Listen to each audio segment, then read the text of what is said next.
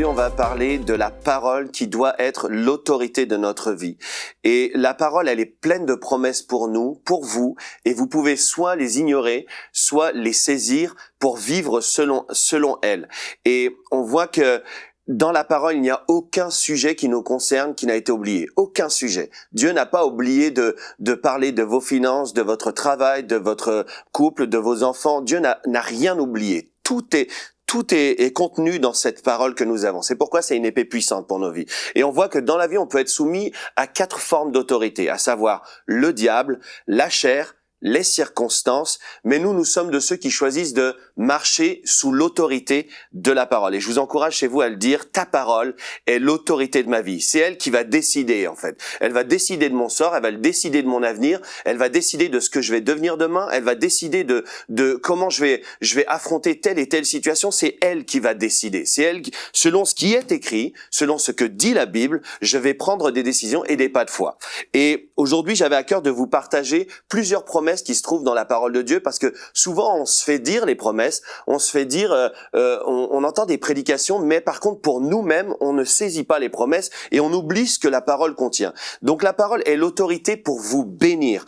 Et vous qui trouvez que votre vie elle a un goût de malédiction ou de malchance, vous avez l'impression que vous êtes tout le temps maudit, la Bible dit dans Galates 3:13, Christ nous a rachetés de la malédiction de la loi, étant devenu malédiction pour nous, car il est écrit, maudit est quiconque est pendu au bois. Nous sommes rachetés de la malédiction. Si vous vivez une vie de malchance et de malédiction, sachez que ce n'est pas votre héritage. Aujourd'hui, Jésus-Christ vous dit clairement qu'il vous a racheté, et pour vous, il y a une autre façon de vivre, et c'est selon la parole de Dieu. La deuxième chose, c'est que la parole est l'autorité sur la vie de vos enfants. Vous qui êtes une mère ou un père et vous vous inquiétez pour vos enfants, la Bible vous encourage à prononcer, à déclarer et à parler dans vos maisons.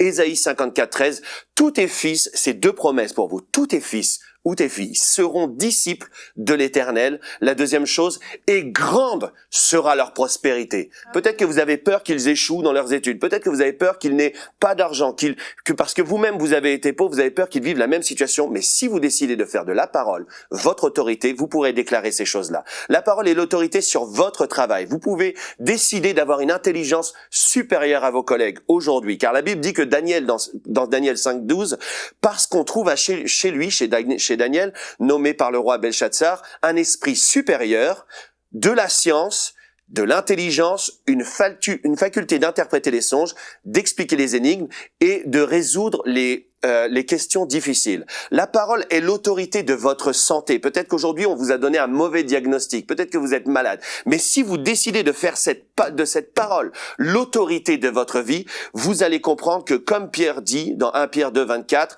par ces meurtrissures, nous avons été guéris. Par les meurtrissures duquel vous avez été guéris. Et c'est votre lot, c'est votre partage et votre portion aujourd'hui. Faites de la parole votre autorité et la décision sur votre vie.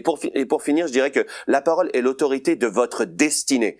Vous pouvez dire comme Moïse, dans cette situation, aujourd'hui, vous avez une situation qui est compliquée. Vous devez prendre une décision et vous pouvez dire comme Moïse, si tu ne marches pas toi-même avec nous, ne nous fais pas partir d'ici. Alors, je vous encourage à prendre cette parole, à la méditer en fonction des choses que vous êtes en train de vivre. Elle a une réponse pour tout et vous prenez la parole et vous la serrez contre votre cœur et vous dites, Seigneur, cette situation est difficile, elle est compliquée, mais moi, je décide de prendre ta parole comme autorité. Amen. Amen. Retrouvez la suite de ce programme dans l'émission Bonjour chez vous sur EMCI TV.